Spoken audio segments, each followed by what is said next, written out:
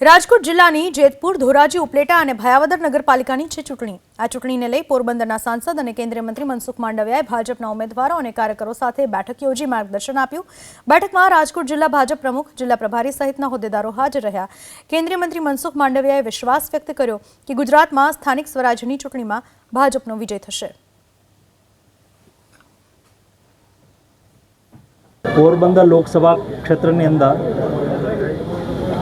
ધોરાજી, ઉપલેટા, ભાયાવદર, જેતપુર વગેરે નગરપાલિકાની ચૂંટણીઓમાં મારો પ્રવાસ રહ્યો।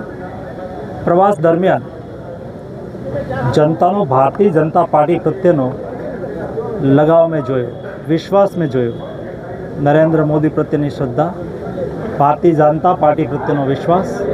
એના આધારે હું એટલું ચોક્કસ કહીશ કે ગુજરાતની 66 નગરપાલિકાઓની ચૂંટણીની અંદર ભારતીય જનતા પાર્ટીનો વિજય થશે।